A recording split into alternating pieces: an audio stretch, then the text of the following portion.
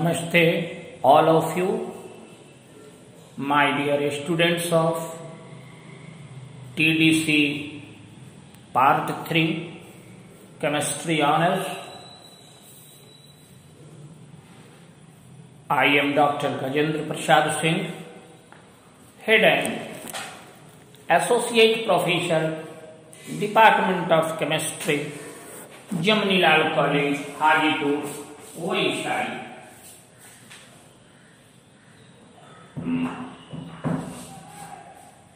Today, I am going to discuss mutarotation.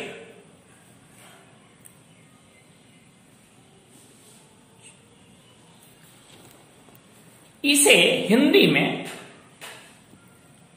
परिवर्ती Dhruvan घूर्णन भी कहा जाता है।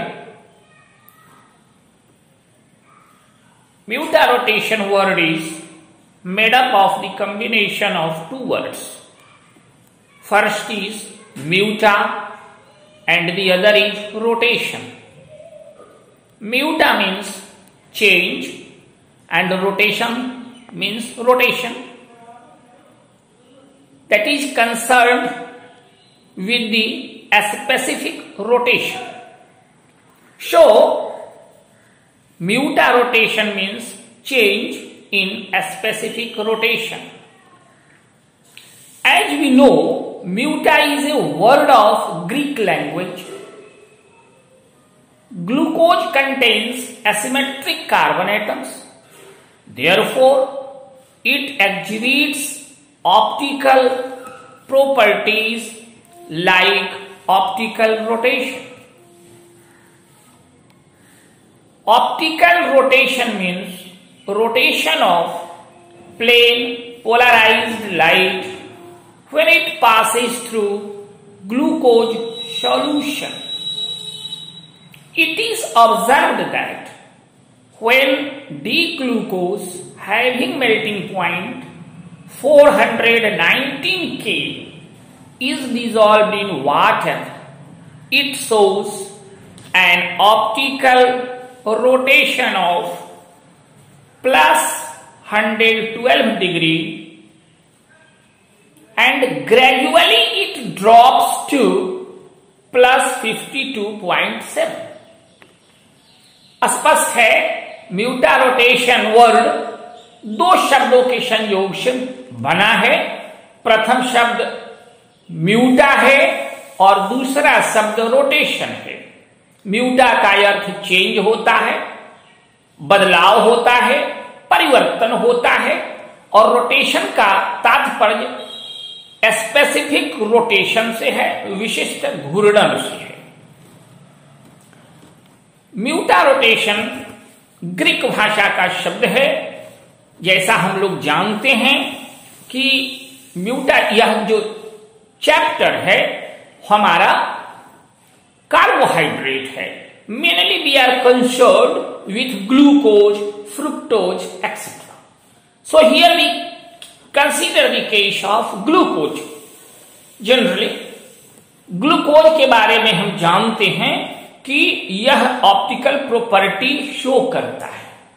ऑप्टिकल प्रॉपर्टी का मतलब हम लोग समझते हैं ऑप्टिकल रोटेशन से, और ऑप्टिकल रोटेशन का मतलब होता है कि प्लेन पोलराइज्ड लाइट को जब इसके घोल से प्रवाहित किया जाता है तो देखा जाता है कि इसके प्लेन पोलराइज्ड लाइट के रोटेशन में बदलाव, दैट इज इसका रोटेशन प्लस 112 डिग्री है जिस समय होता है ताजा घोल में, और जैसे ही हम इसको कुछ दिन के लिए छोड़ देते हैं, कुछ समय के लिए छोड़ देते हैं, तो यह रोटेशन, ऑप्टिकल रोटेशन गिरकर प्लस 52.7 पर आकर रुक जाता है।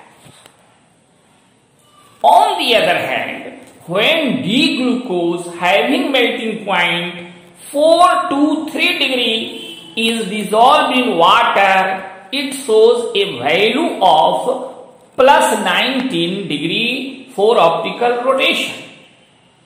Gradually the value rises to plus 52.7. This happens because they attain a state of equilibrium having a fixed composition after some time, thereby giving the same value of optical rotation, that is 52.7. दूसरी तरफ एक डीही glucose है जिसका melting point 423 degree है, उसको अगर हम जल में घुलाते हैं जिसका की ऑप्टिकल रोटेशन प्लस 19 डिग्री होता है, यह जब हम लोग ताजा घोल इसका बनाते हैं उस समय की स्थिति है। जब कुछ समय के लिए छोड़ देते हैं तो हम लोग देखते हैं कि इसका ऑप्टिकल रोटेशन का वैल्यू बढ़ करके 52.7 पर पहुंच जाता है। The compound having melting point 419 K is alpha D glucose with optical rotation value at plus 112 degree, and the compound having melting point equal to 423 K is beta D glucose and had optical rotation plus 19 degree.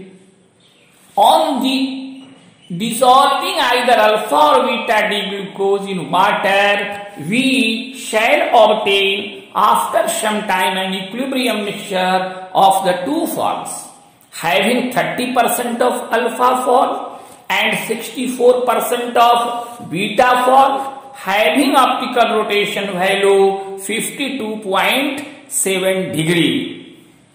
कहने का तात्पर्य है कि alpha D glucose का specific rotation plus 112 degree है, beta D glucose का specific rotation plus 19 degree है।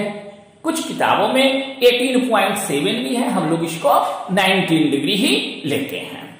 तो इनके बीच में इक्विलिब्रियम स्थापित होता है जिसका मान 52.7 डिग्री आता है।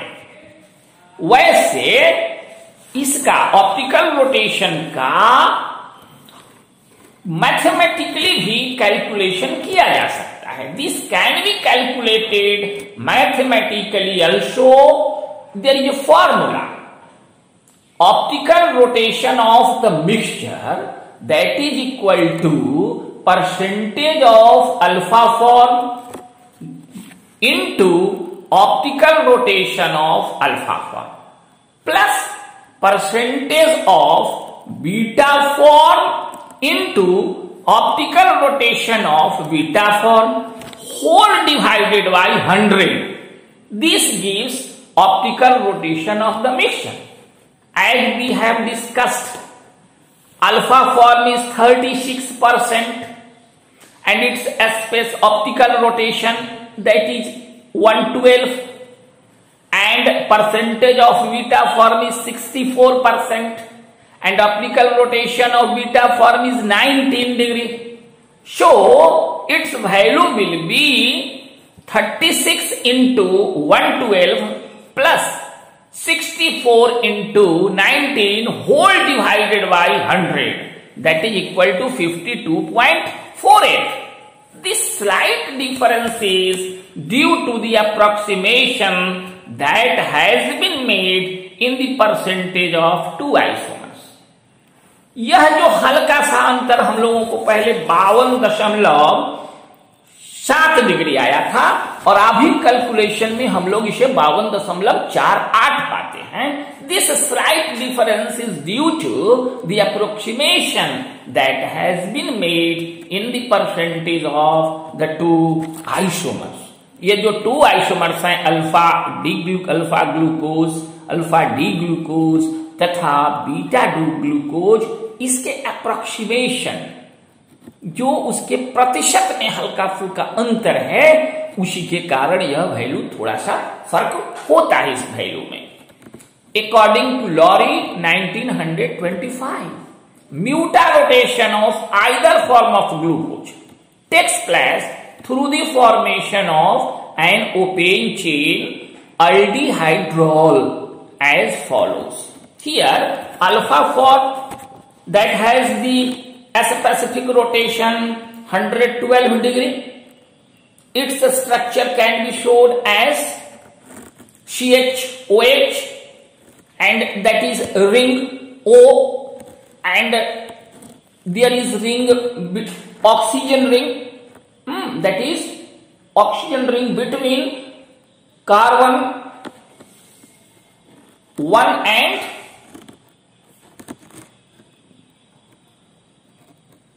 5. 1 and 5, that is alpha 4, and this is alpha D, that is beta 4, that is here also a ring, as we consider the ring structure having a specific rotation 19 degree, and there is in between two in equilibrium, that is opaque chain structure of aldehydrol. That ring chain structure of alpha D, and in the right hand side ring structure of beta 4, and here we see that in between two in equilibrium, that is opaque chain structure. So we can say the phenomenon of mutarotation is not peculiar to glucose only, and it shown by most of the simple sugar. म्यूटारोटेशन की जो हम बात करते हैं वह केवल glucose के लिए ही नहीं है, सिंपल जितने भी शुगर्स हैं, फ्रुक्टोज, ग्लूकोज, ये सब, इन सबों के साथ म्यूटारोटेशन की प्रक्रिया और म्यूटारोटेशन की घटना देखी जाती है. Thus, mutation may be defined as the phenomenon of change in a specific rotation of an optically active compound with time to an equilibrium value of a specific rotation. इस प्रकार हम कह सकते हैं कि परिवर्ती घूर्णन, परिवर्ती ध्रुवण घूर्णन, जिसको हम लोग म्यूटारोटेशन कहते हैं, परिवर्ती ध्रुवण घूर्णन जो है वो स्पेसिफिक रोटेशन के परिवर्तन को कहते हैं, जो यह प्रायः ऑप्टिकली एक्टिव यौगिक के साथ देखा जाता है और समय के साथ इसमें साम्यावस्था में इसका स्पेसिफिक रोटेशन का वैल्यू स्थिर हो जाता है. जब इसके घोल को हम तत्क्षण तैयार करते हैं और इसका स्पेसिफिक रोटेशन ज्ञात करते हैं तो इसका वैल्यू अलग आता है, ज्यादा आता है, और जब इसको हम छोड़ देते हैं अल्फा डी में ज्यादा आता है, और जब इसको कुछ देर के लिए छोड़ देते हैं तो यह गिर करके कम हो जाता है. फिर बीटा जो आइसोमर है उसका अगर हम तत्क्षण या तुरंत लेते हैं तो इसका वैल्यू कम आता है, कुछ समय छोड़ देने के बाद इसका स्पेसिफिक रोटेशन का मान बढ़ जाता है और दोनों का एक इक्विलिब्रियम स्थापित हो जाता है और उसका मान एक निश्चित हो जाता है. In case of glucose solution, there is interconversion of alpha and beta glucose through opaque chain structure. Glucose के संदर्भ में ग्लूकोज के घोल में हम देखते हैं कि अल्फा और बीटा ग्लूकोज की रचना जो होती है चेन स्ट्रक्चर के माध्यम से होते हुए ये ओपेन चेन स्ट्रक्चर की ओर भी इंगित करता है. At equilibrium, alpha D solution is 52.7 degree. Hence, alpha D of alpha glucose decreases. It is to be kept in mind that alpha D of alpha glucose decreases and that of beta glucose increases till equilibrium value of 52.7 is reached. My dear students, this mutarotation यानी परिवर्ती ध्रुवन घूर्णन ये महत्वपूर्ण topic है जो प्रायः परीक्षाओं में पूछा जाता है। इसे भली भांति समझने की आवश्यकता है और निश्चित रूप से म्यूटारोटेशन हम लोगों के लिए काफी परीक्षा के दृष्टिकोण से महत्वपूर्ण है। तो that is the end of the mutarotation. Thank you.